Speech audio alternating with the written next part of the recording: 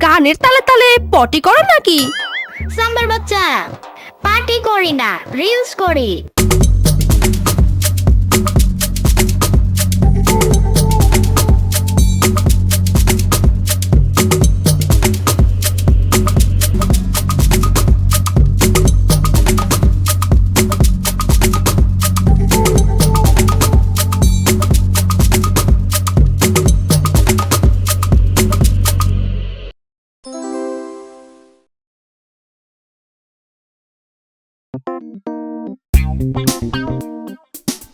কে গো, কোথায় যাও? রিলস রুমে। রিলস রুম মানে? তুমি তো বাথরুমের দিকে যাচ্ছ।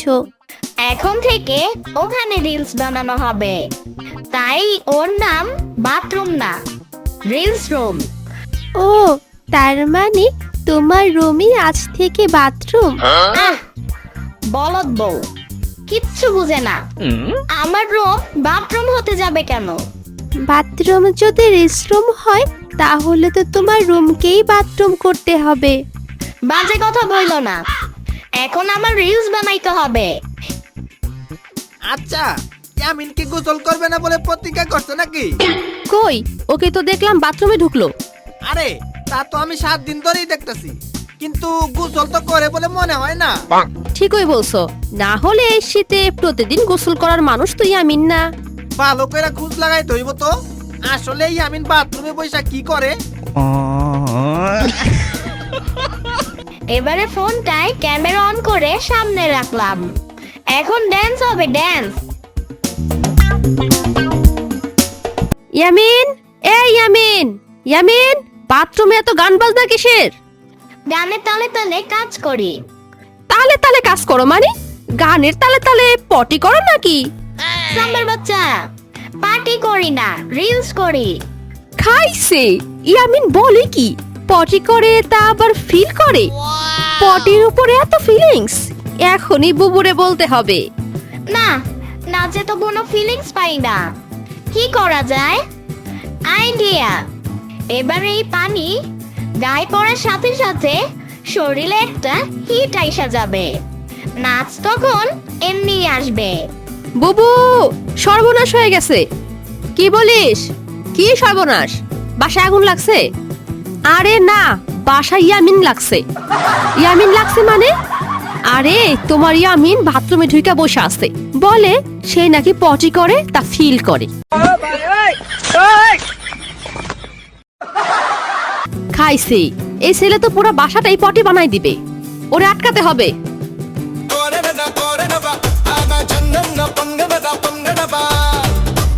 ও স্বামী, বের হও, তোমার কষ্ট আমি বুঝি।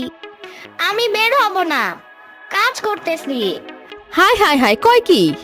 এই ছেলের তো মাথা খারাপ হয়ে গেছে। পটের সাথে কি কাজ করে? এইভাবে হইব না বুবু, দরজা ভাঙতে হইব। হ্যালো গাইস, এখন আমাদের বাথরুমের দরজা ভেঙে দুর্গন্ধ ইয়ামিনকে উদ্ধার করা হবে। এই পিচ্ছির দুর্গন্ধবাজের আপডেট পেতে আমাদের পেজে চোখ রাখুন। ইয়ামিন, ভালোই ভালোই বের হও বলতাছি, না হলে কিন্তু আমরা দরজা ভাঙতে পারাইমু। দরজা ভেঙে তোমরা ইয়ামিনের দেহ পাবে মামা, কিন্তু মন পাবে না।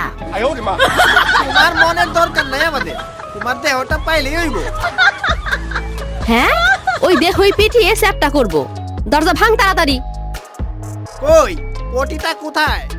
মামা, তুমি কি আমাকে খুঁজতে এসেছো নাকি পটি খুঁজতে? বাজে কথা বাদ, বাথরুমে এতক্ষণ কি করছো? রিলস করছি, আমি সালা ব্যাটারি হব।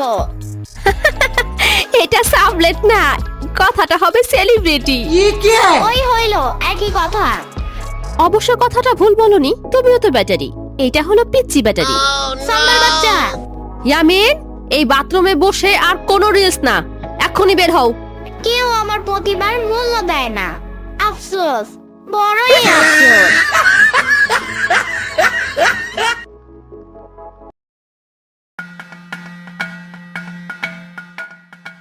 এবার এই রাস্তায় বসে রিলস হবে, কেউ আর আমাকে আটকাবে না।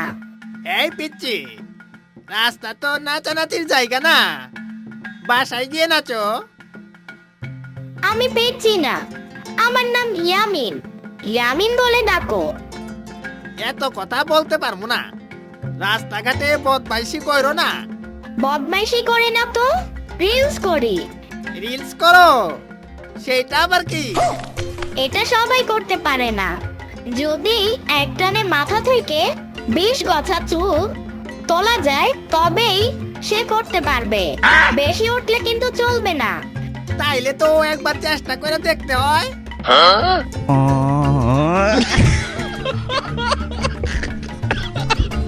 দূর, এত 50টারও বেশি তুলে ফেললাম, এখন কি হইব? তাতে কি হইছে, একবার না পারিলে দেখো শতবার, 100 বার চেষ্টা চালিয়ে যেতেই হবে। 100 বার চুল টানলে তো মাথায় চুল বলতে কিচ্ছু থাকবে না, একেবারে মরুভূমি হইয়া যাইব। তাতে কি, একবার রিল সেলিব্রিটি হলে মরুভূমি আবার অ্যামাজন বন হয়ে যাবে। চেষ্টা চালিয়ে যান।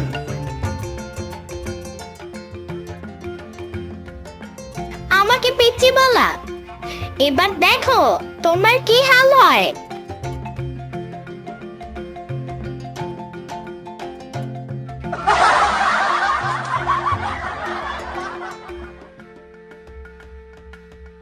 শুনলাম তুমিও নাকি ইয়ামিনের সাথে রিলস করো। করি তো, কাজ হয় না। 99টা ভিডিও দিলাম, কিন্তু সবগুলোতে নো ভিউজ। তাহলে আরেকটা করো। কেন, পরেরটা কি মিলিয়ন ভিউ হবে? আরে না, পরেরটাও নো ভিউ হবে, তখন নো ভিউ সেঞ্চুরি হবে। আর আমরা সবাই মিলে তোমাকে নো ভিউসের জন্য অ্যাওয়ার্ড দিব। আমি একটা রিলস সেলিব্রিটি, আমাকে এমন কথা বলতে পারলে? একটা কথা কেন, তোমার 100টা রিলসের জন্য আমি 100টা কথা বলবো, যত সব।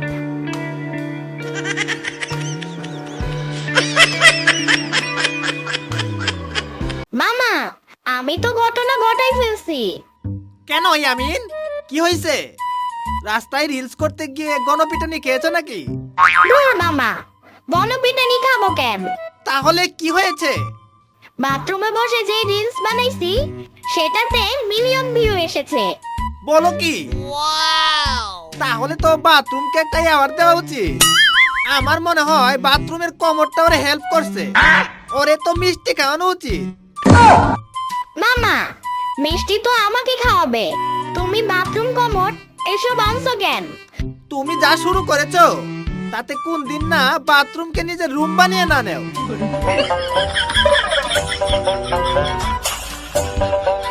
মামা তো একটা খুবই ভালো কথা বললো, বাথরুমটাকে নিজের রুম বানিয়ে নিলে তো অনেক রিলস বানাতে পারবো, তখন সব ভিডিওতে মিলিয়ন ভিউ আসবে, আর আমি তখন রিল সেলিব্রিটি হয়ে যাব।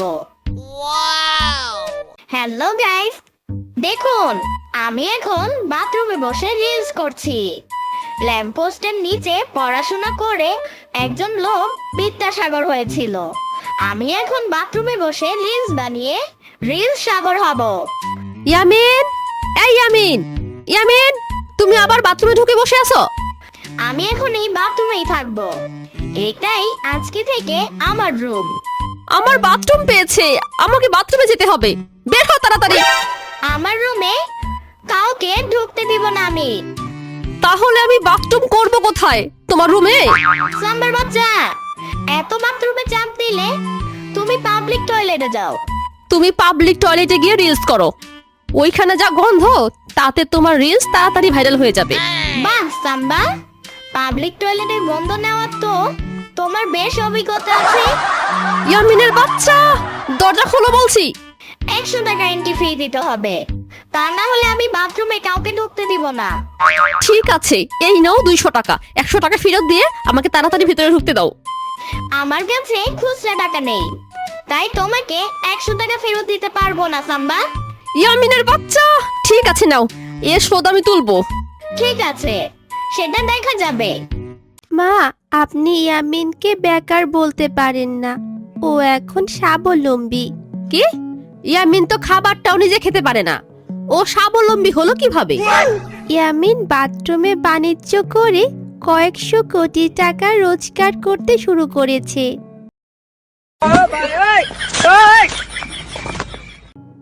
বলে কি? আমি এত ব্যবসা বাণিজ্যের চেষ্টা করে 2 টাকা লাভ করতে পারলাম না, আর ইয়ামিন বাথরুম বাণিজ্য কইরা নাকি কয়েকশো কোটি টাকা কামাইবো। তা নয় তো কি, ইয়ামিন এখন সেলিব্রিটি।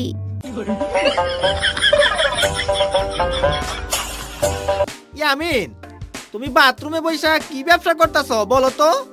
সেটা তুমি এখনই বুঝতে পারবে মামা। ওরে বাবা, পেটটাই কামড় দিয়ে উঠলো যে। ইয়ামিন, তাড়াতাড়ি সরে যাও, আমাকে বাথরুমে যাইতে হইব।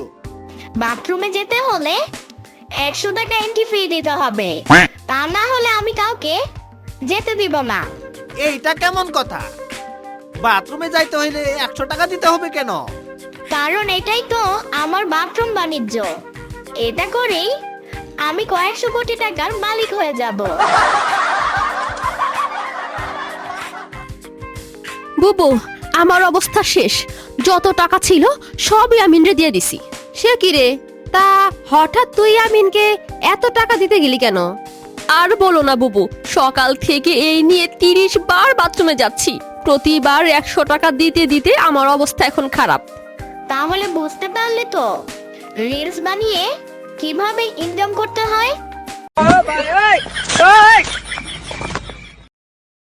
এখন ইনকাম হবে বহুমুখী। ঠিক আছে, ইট মারলে কিভাবে পাটকেল খেতে হয় সেটাও আমি এবার দেখাচ্ছি। তুমি কি করতে চাচ্ছ বুবু? বাথরুমে ঢুকলে যখন টাকা দিতে হয়, তখন অন্য সব রুমে ঢুকলেও ইয়ামিনকে টাকা দিতে হবে। আর এখন থেকে আমরা ইয়ামিনের রুমেই বাথরুম সারবো।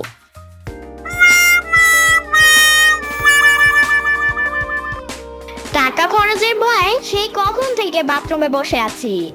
কেউ তো আমার জন্য খাবার নিয়ে আসতেছে না। তার উপরে রিলস বাথরুমে দেখতে পেয়ে মানুষ তো আমার রিলস পছন্দ করছে না। তোমার আর এই বাথরুম থেকে বের হওয়া হলো না, তুমি বরং এখানে বসে বসে রিলস বানাতে থাকো।